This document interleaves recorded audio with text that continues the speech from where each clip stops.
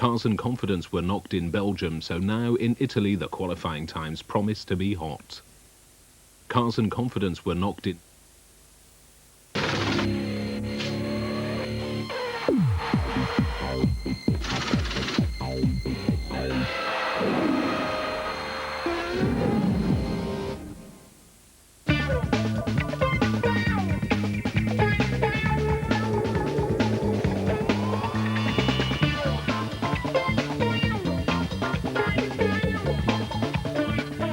Monza is Ferrari territory. The team must deliver this weekend. If they don't, Michael Schumacher will have nothing to smile about. Ferrari's hopes took a dive at Spa. Oh, God! Michael Schumacher hits David Coulthard and is out. As Schumacher lost his cool, David Coulthard's teammate breathed a huge sigh of relief. Mika Häkkinen is still 7 points clear and odds on for the title.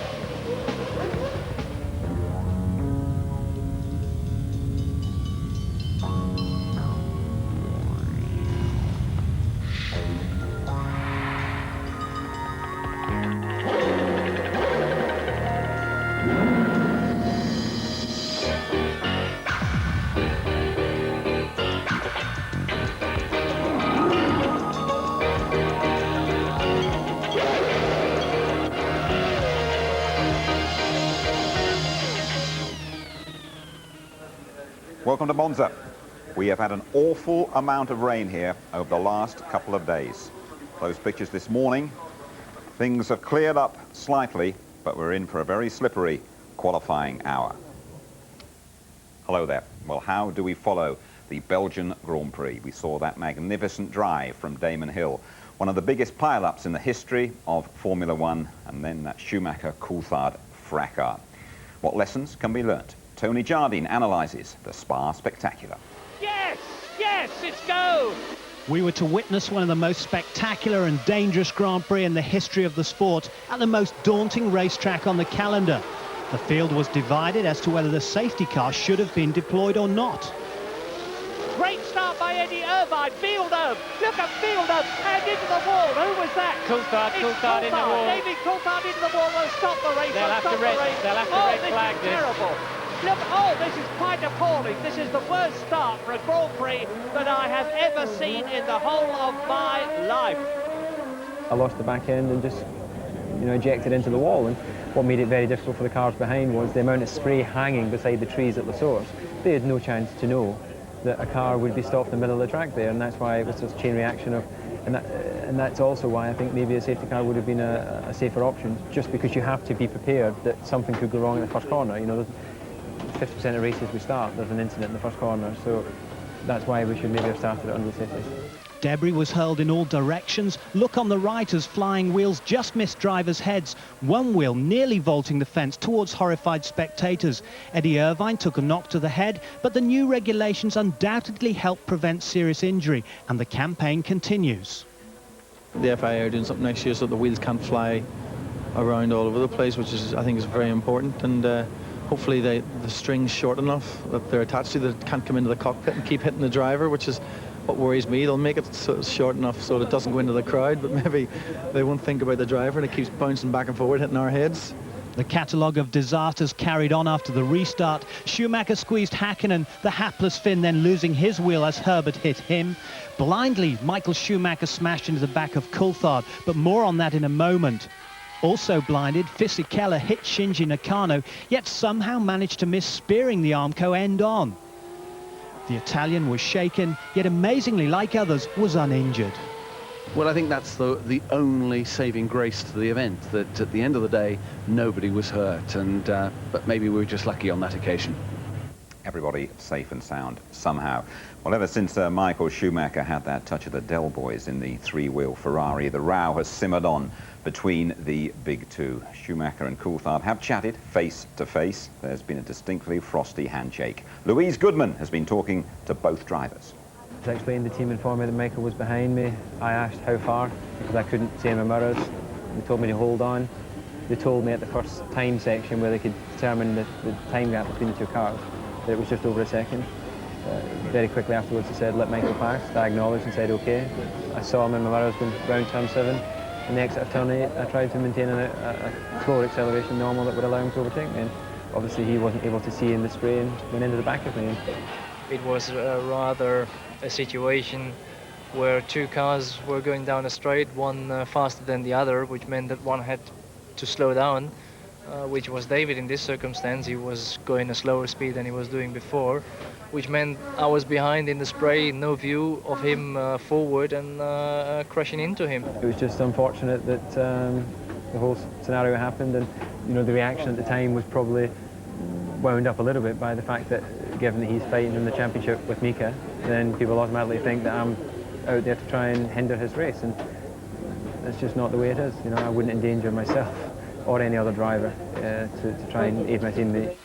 That definitely wasn't how Schumacher saw it. He stormed down to the McLaren garage in a blind rage and accused the Scot of trying to kill him. Thankfully, common sense was restored by the time the pair arrived in Monza, where they met to kiss and make up. I know David, I hope good enough that after looking at it a bit more carefully, that I will not think he did it on purpose, and he would do things like this on purpose. He's not this sort of person. If I would be racing against him, you can see things different, but I wasn't racing, and he knew I wasn't racing him. I was just lapping him, and neither I would do things like this, nor would he do things like this, and this is clear to both of us.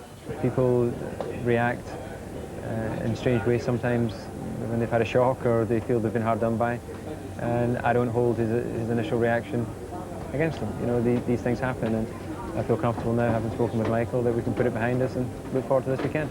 But it was Coulthard's teammate who profited from the incident. Hakkinen looked set to lose his championship lead after crashing out at the restart, so Schumacher's departure must have come as some relief. Yeah, if I'm frankly honest here, it's obviously it's a quite a nice thing.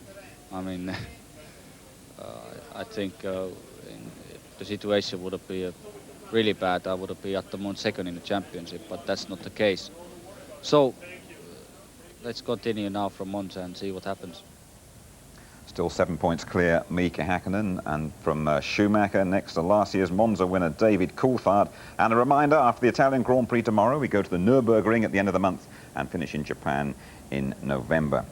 In the Constructors' Championship, well, McLaren very much in the box seat. Okay, let's take a closer look at Monza. It's Ferrari's home circuit, of course. It hasn't, though, been a happy hunting ground for them in recent times. Michael Schumacher, the only Ferrari winner in the last 10 years. He won here in 1996, when Martin Brundle finished in 4th place. It's a long run down to this first corner, and I think, weather conditions permitting, this could be the fastest ever top speed of a modern Formula One car. Well over 220 miles an hour, throw out the anchor, a huge stop, braking about 180 metres before this double left-right chicane. A very important corner. It's like a 3-lane motorway converging into a 2. It seems very narrow, as Johnny Herbert found to his cost last year. Johnny toboggans across the grass, bounces across the gravel trap and heavily into the tyre barriers. The car's a mess, but Johnny's okay. On board now with David Coulthard.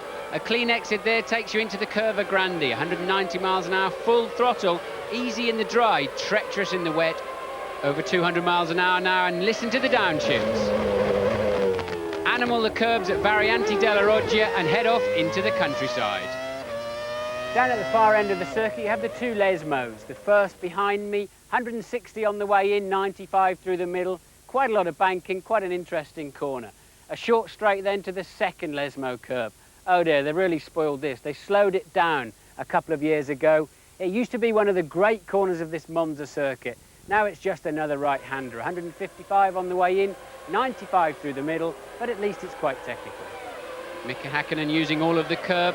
Another straight now underneath the old Monza banking into Variante Ascari. Lots of curb on the way in, sweeping right-hander, 135 through the exit. Don't lift the throttle, over the curb heavily, settle down for another long straight.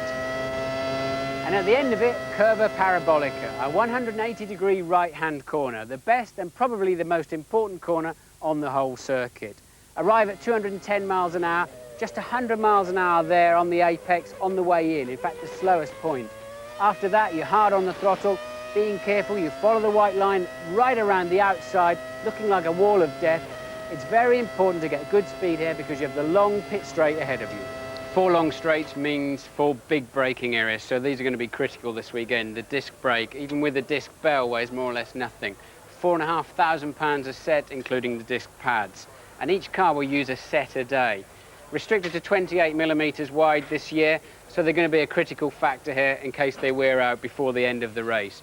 They run at 750 degrees centigrade, and that's why the cars have such incredible stopping power, as you'll see all through qualifying and the race. Thank you, Martin. These are the conditions now. Some blue sky around, but there's still water lying on the circuit. Now, Tony Jardine, Martin said it can be a dangerous place in the wet. Well, there'll still be some water underneath the trees out through the 2 lesmos, of course, though that's quite difficult. The other thing is it's very dangerous because 67% full throttle for a lap here. So you can see how fast it is, 210 miles per hour. Then there's the big curbs. Now in the testing last week, they put bollards on the inside of the curbs to keep the drivers off them. That's how dangerous they can be. The McLaren is the only one that can ride over those curbs very well. Ferrari are disadvantaged now because the bollards have been taken away. They've got to go over them. They've been working very, very hard on the suspension and the aerodynamics to try and improve that performance. I think that they're not showing their hand properly. I think they're sandbagging a little bit and holding back because they must have made some improvements, and I think they'll do better than people have predicted here. OK, Tony, thank you very much indeed. Well, one team who won't be too bothered if it is wet here today or tomorrow are Jordan, still buoyant after that brilliant Damon Hill victory at the Belgian Grand Prix. Damon, though, will have a new partner next season. Let's hear all about it from James Allen. It's been a purple patch for Jordan. In the last 3 races, Damon Hill has scored 16 points, more than any other driver. There are lots of reasons for this resurgence: better engines from Mugen Honda, better tyres from Goodyear, and a lot of hard work on the chassis. Not to mention the fact that Damon can smell success again, and he's hungry for more. To win the race was fantastic, but now we're here at Monza, we want to do it again, you know, and the whole point about this business is that it's okay to do it once in a while, and that's great, but it's staying at the top and staying near the front is the tough bit. Eddie and the boys are on a roll, and now the team which hadn't scored a point until Silverstone has its eyes on 3rd in the Constructors' Championship. Benetton are within 6 points and Williams within 7. Trevor Foster has taken on overall control of the race team, one of several big changes at Jordan in recent weeks. Meanwhile, designer Gary Anderson has left for Arrows. But a key part of the mix is Damon's race-winning experience. I think that's something that I can bring to Jordan, but not until you're in a position to win. So if you like, that started to happen, and that's where my experience comes into play. You know, it's not really much I can tell them about fighting for 8th place, you know. The dispute with Ralf Schumacher is over, and he'll be at Williams next year. Ironically, Heinz-Harald Frentzen, who once took Damon's seat, is now going to be his teammate. He's a nice guy, and I don't think I'm as bad. And as a guy, I think there's no doubt for that we have got a good relationship in the team. I was quite surprised because clearly, you know, Heinz-Harald Frentzen has not had such a good time at Williams that perhaps he might have wanted to. I hope he can have a better time here at Jordan. Another nice guy on the move, Johnny Herbert on his bike from Sauber to join Rubens Barrichello at Stewart next season. They're still very new to it, all right? They've done through Formula 3000 and Formula 3. And Formula 1 is very different, but again, I think hopefully with my experience and even with Rubens, I think if we can all stick together, then we can actually make a success of it. Best of luck to Johnny Herbert. He has won here at Monza in the past. We had a great qualifying session here last year, pole changing 8 times. The Ferraris will be flat out to remove those McLarens from the front row, and the clock will be ticking when you rejoin us.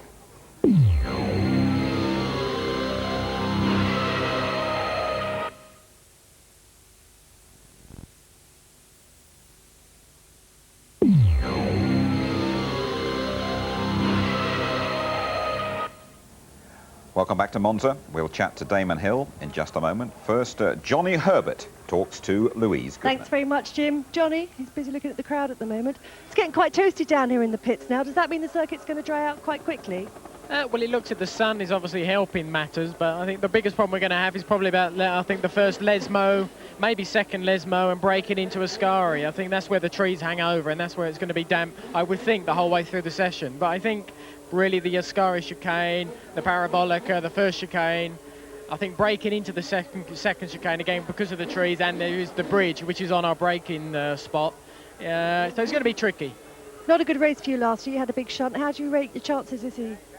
Well, I think better than that, hopefully, if that doesn't happen again. But, no, we should be OK. I think we're going to find it very tough here because this is a very power circuit, and at the moment we're probably not, we haven't got the best engine package at the moment. Have a good session this afternoon. Cheers, Johnny. Thanks. Well, Damon, nice weather for ducks this morning, but it's thankfully dried out a bit now. That's good news for you. Well, it was perilously wet, actually, at one point. In fact, no one went out at all because it was raining so heavily.